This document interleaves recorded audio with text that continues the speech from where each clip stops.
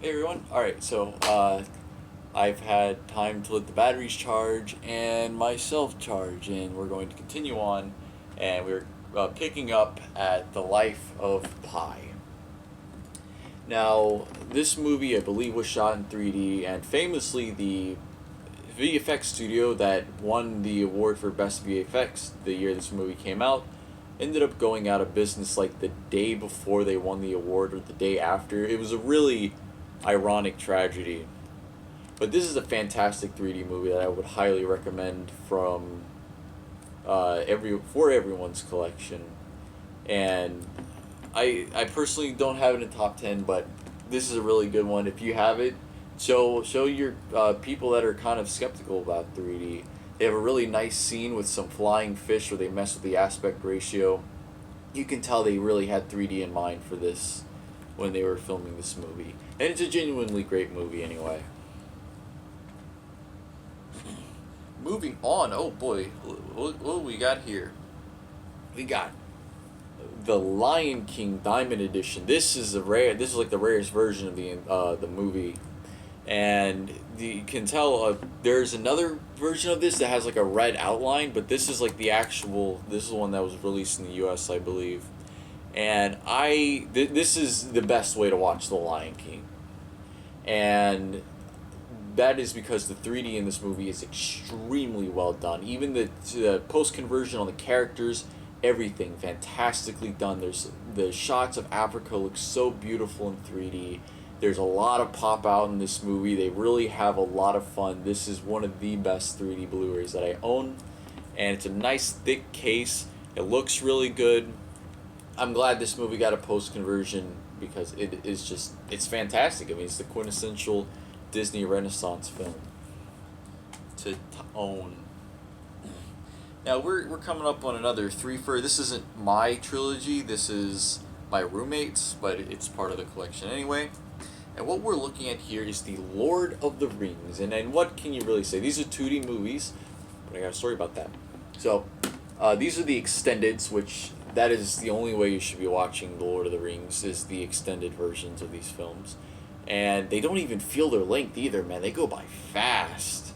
It's so all engrossing. This is like the most perfect film trilogy ever made. But the thing about it is, if you've seen the video production diaries for The Hobbit, you know that Peter Jackson actually took 3D pictures on the set of The Lord of the Rings. I've seen them for myself. I've looked at them. They're really cool. Well, I've only seen the two that was in that one video. Maybe I'll do an internet search and see if I could find some more pictures that he took. But it's really neat to think about, to know that he was thinking about 3D back then. And it would be really cool if these were done in 3D. And I think it would be really cool if these were post-converted. And I think if 3D had kept its charge up long enough, they might have actually sat down to post-convert these films. I would love to see that, a really nice post-conversion, the same way they do with Jurassic Park, or a later film that I'm gonna bring up. Oh, this is one of the first 3D Blu-rays I got, I believe. And I saw this one in theaters, Mad Max Fury Road. This movie was originally going to be shot in 3D, but unfortunately, due to technical limitations, they were forced to post-convert it. But that is okay, because this movie is definitely designed for 3D from the ground up. And there's a lot of pop-out, there's a lot of deep stuff, and this movie, in and of itself, is fantastic. It is a fun roller coaster ride, car chase action sequence from beginning to end. It's got a nice heart to it. You really end up caring about these characters, and there's very little dialogue between them. It is so phenomenal how much you can get out of such a small little concept. And the 3D really adds to that action adventure ride, especially one last shot with a steering wheel that flies right into your face. This, I can't even recommend this enough. This you should just have this movie anyway. You should definitely see Mad Max Fury Road if you haven't. Absolutely wonderful. And the sad thing is that it did not get an IMAX 3D release. It might have gotten a limited one after the fact, but it lost it. Almost got it Five Nights, but 50 Shades of Grey actually got the IMAX release instead of this, and that, I mean, I don't even have to tell you how you should feel about that. Next one, we have another DreamWorks film. DreamWorks is really good with 3D. They have Captain 3D Phil McNally working for them. I don't know if he works there anymore, but he was the lead stereographer for a very long time. And you can tell, and this is another fantastic movie. There's like buildings coming out of the screen. They do a lot with the 3D to really give you depth and the feeling that you're flying when you're flying over the city. And it's a genuinely heartwarming superhero film. The supervillain, the superhero. This movie, funnily enough, was ahead of its time. I mean, it takes a look at the superhero genre and flips it on its head quite literally. And you gotta have this in your 3D collection, and you should see it anyway. Really good 3D in this movie. Can't recommend enough. I say that about a lot of stuff. This is a 2D movie that I actually got after the 3D movie, and I got it just so I could show my girlfriend the third one. Anyway, we're gonna maybe do a twofer. So we got Men in Black, Tommy Lee Jones, and Will Smith in Men in Black 3. I originally got this one. This is one of the earlier 3D Blu-rays I got, and I love the 3D in this movie. We'll get to that. Men in Black, great movie. Showed my girlfriend this so I could show her this one because I was like, you kind of got to know these characters. Skipped over Men in Black 2. Not really a huge fan of that movie. It's not the worst movie, but it isn't the strongest. I feel this is, if I had to rate them, it'd be Men in Black 3, then Men in Black 2, and I'm pretty sure that's all the Men in Black films that they made. But Men in Black 3 is a great 3D feature. There actually is a featurette on it that talks about how they did the 3D. They post-converted the live-action stuff, but the CG elements were rendered in stereo 3D. And one of the best scenes in this movie for 3D is when Will Smith throws himself off the top of the Empire State Building, and he's falling and falling and falling, and he's traveling through time. Spoiler, it's a time travel movie. He's traveling through time, and the 3D is just really deep, and you really feel how high up in the air he is. And 3D lends itself really well to the Men in Black universe. In fact, I wouldn't be sad if they post-converted the first two movies. They had like the stuff with the space shuttle and a lot of action scenes, but having like the finale take place on this really high space shuttle area is a really brilliant move, and it's a perfect storm. This is definitely one you should check out. Men in Black movies are always fun. Now this is an interesting story. So I saw Miss Peregrine's Home for Peculiar Children. I had no idea what it was about. I didn't even know it was based off a story, but it's a Tim Burton movie. And I remember seeing the trailers. I was really blown away by how good the 3D was, and I had to check this out, and I'm glad that I did. 3D in this movie is fantastic. Lots of deep moments, lots of pop out. It's a really bizarre film. It's all over the place. I was not expecting some of the things that are in this movie. There are creatures in this movie, and when I saw it for the first time, I literally yelled, "Oh my god." Well, I didn't yell it out loud, but I was like, what the fuck? It was terrifying. It was like a Slender Man thing. But there's a really nice scene with Pop Out when they slow down to reverse time around the second act of this film. This is an interesting movie. I'd say that if you don't have it and you have a 3D TV, this would be one worth checking out. This is one I would show people, be like, hey, this is how good 3D can really look if they give it a shot. And bam. Here's another one that I saw in theaters and was able to pick up. Back when Disney released 3D Blu-rays in the States, we got Moana. This is a great movie. Really good 3D. I haven't seen this one in a while. There's a shot where they jump into this volcano type thing, and it's really, really deep. I remember that. I remember the twist at the end. But the 3D is good. Disney usually does good with their 3D films. But this is just a good movie in general. You really don't need the 3D to enjoy this movie, but if you have a 3D TV and you don't have it, then you might as well pick it up like that. You won't be sad. A lot of fun, Moana. Now, this movie holds a special place in my heart for several reasons. First off, this was the first 3D Blu-ray I ever bought, and I got this before I even had my first 3D TV while I was still waiting for it, and there's like some gubbins in it, and we get that out. We're talking about Monster House. I remember when this movie was coming out in theaters, I was so excited. I was in Canada at the time. I was visiting family in Canada, for the summer, and I was so excited. I have never been more excited for a movie in my entire life.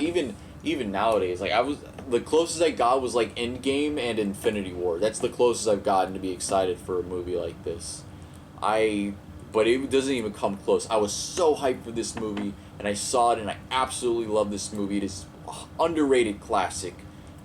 It's almost a cult classic. There's still a dedicated fan base to this, but this movie came out in 3D. This was one of the Image Movers films by Robert Zemeckis, and this is the one that got it really, really, really right. Adventures of Tintin looks really good, but this is the one that really figured out how to use the style. Hope you guys can see it good. The camera might just be a bit dark. Who knows? Let me keep the hair out of my face. Sorry about that.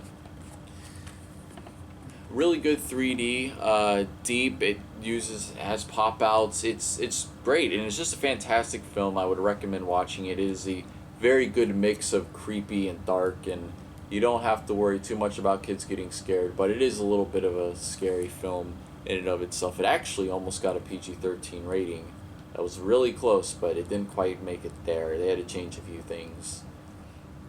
But yeah, I was really excited to see this in 3D because I didn't get a chance to when it was in theaters, and finally getting to see it in 3D felt like the end of a journey. Really, really great movie. Highly recommend this one. Alright, we're moving on to the third stack, or no, the second stack. I don't know. It's some stack. Doesn't matter. We might do a twofer for this one. We're gonna do a twofer for this one because this is a prequel and an original film. We got Monsters Incorporated and Monsters University. So this is one of the re-releases. I didn't see this one in theaters, but I did pick up the 3D Blu-ray. And I believe I saw this one in theaters. I'm not sure. This is one of the first 3D Blu-rays I ever got. And it was around the same time I got Monster House and Jurassic Park. And I'll have to say, unlike Jurassic Park and Jurassic World, it's like a complete reversal of how the 3D is done. The 3D in this is much better than this movie, but this movie ends up being much better than this movie. It's a nice trade-off. I mean, this movie isn't bad or terrible by any stretch, but I mean, this is a classic. But the 3D is really well done in this movie, and there is a great message at the end. It's absolutely fantastic. And the 3D in this one is actually done pretty interestingly. Seeing the doors and the portals into other rooms in 3D is really cool. The final climax with all the doors and the big monster warehouse is really, really cool. This one, I feel like the 3D is slightly better than in Finding Nemo, but that just could be because of the framing and how this movie was shot. There's a lot of corridors, a lot of hallways, and a lot of layers. But yeah, if you have to choose between, I mean, you might as well get both. But these aren't like super high on the list for 3D movies. But like I said, the 3D in this one is really well done. Okay, so this is another special movie. This is DreamWorks' first 3D film. Famously, Jeffrey Katzenberg saw another movie that is coming up on my list that we'll get there when we get there. We're getting there. We're gonna get there somewhat soon. And after he saw that movie, he was completely blown away, and he said from then on, DreamWorks is going to produce, or Animation Division is going to produce 100% of its films in 3D, and they got the best guy in the business to do it. And this is a perfect movie for 3D, because it is a love letter to those old horror films, science fiction horror films from the 50s, that sort of thing. And a lot of those films were filmed in 3D. Especially, you have the missing link, who's obviously Creature from the Black Lagoon, and I'm not sure if any of the rest of these. I mean, Godzilla eventually ended up getting a 3D movie. Aliens always, they got 3D movies and stuff. But this is a really fun movie. This has a lot of depth. It does a lot of fun stuff with 3D. There's a ping pong ball at the beginning, which is a direct reference to an older 3D film that really comes out of the screen. This is a really good one for 3D. Lots of depth, lots of volume throughout the whole thing. If you like 3D movies and you want to show like a really fun 3D movie off to your friends, this is the one to put in. It's not too long, not too complicated. Short, sweet, fun concept, and they did a great job. And there are some things in it that I think I don't know if they were intentional. They might have been intentional that way, but there are some things in this movie that kind of break the rules that is put in Phil McNally's book. But I'm pretty sure he knew, and he just wanted to have fun for his first big theatrical 3D movie, and that's what they did. And then he took the lessons he learned from this and applied it to How to Train Your Dragon and made one of the greatest 3D movies of all time. But yeah, this one is definitely worth having if you don't. I was really excited to find that one. And this is another DreamWorks movie. I don't know why all the case art keeps slipping out of the thing. Wouldn't it be a problem if I had Steelbook, huh? Anyway, we're talking about Mr. Peabody and Sherman, man. I was like, I don't know how DreamWorks is going to handle this property. If you guys know, this is based off an old cartoon. Or an older cartoon about a dog and his boy that go on time-traveling history adventures. And I think they captured the essence of that really, really well here. And the 3D in this movie is absolutely fantastic. It's really well done. They have a lot of fun with the 3D.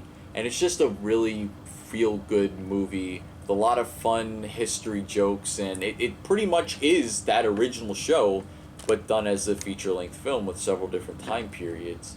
It is a movie that captures the essence of what made the show great, and they went with it. There's a weird message or there's like a weird subplot that gets brought up halfway through, and that's kind of like ends up being like the whole lesson, or like the thing between Peabody and Sherman at the end of the movie. It's weird. It's like Peabody doesn't think Sherman can really do anything, and it kind of feels out of nowhere when they bring it up. It's not really, I don't know. But anyway, this is a great movie, really good 3D movie, and I would recommend this one, definitely. This is a rarity. Actually, the next one's even rarer than this one. Not in the content, but whatever, we'll get there. Murder on the Orient Express. I saw this movie. I was really excited to see this movie. They had a star-studded cast. I love trains. I love mysteries. And this is awesome, and I'm really happy that they're going to be doing the sequel to this, Death on Denial, which hopefully won't get postponed or moved back. It's supposed to come out in December. Looking forward to that. Hopefully it's just as good. Murder in the Orient Express is a fantastic movie. One of the most famous murder mysteries of all time, and it's been adapted so many times, and if you don't already know what happens, I won't say what happens, but it is great. I highly recommend Murder. It's a beautiful looking film too. I mean, everything about it. Hercule Poirot is such an interesting character.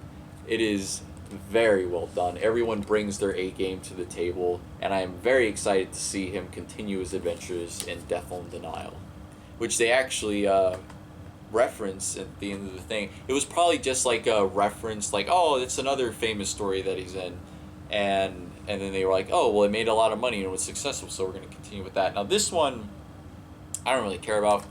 The other Boleyn girl, it's about Henry the freaking 8th or something. Anyway, I've never seen this movie. This is actually my parents' Blu-rays. This is this is like the first Blu-ray, one of the first Blu-rays they bought when they got the PS3 back in the day, and yeah, that's how long I've had this movie. I've never watched it. They got this movie in like 06 or 07. When did this movie come out? I don't even know. 2008. And I've never watched it once. So I don't know what to say about it. I guess if you're into historical dramas, this might be fine for you. I literally don't know. I have no idea. This is one that I had been on the fence for a while, but I heard it had really good 3D. And it is Disney's Oz the Great and Powerful. And of course, Disney is no stranger to making Wizard of Oz films, or Oz films. But this one was a 3D movie. And I'm not sure if this was filmed or post-converted, but this is a really good 3D movie. It starts out with like a thumbnail aspect ratio, and it's black and white, and then it expands into color and widescreen once he actually gets to Oz. It's about Oz himself, played by James Franco, and it's a pretty interesting prequel. It has some nice themes in there, and it has a lot of fun action and characters, but this is the big star of the show is the 3D, and they do a lot of fun things with that, especially in the beginning when he first gets to Oz. Not super high on my list of recommendations, but I mean, if you don't have it and you want to see it, and you have a 3D setup, might as well get it in 3D because it looks pretty good.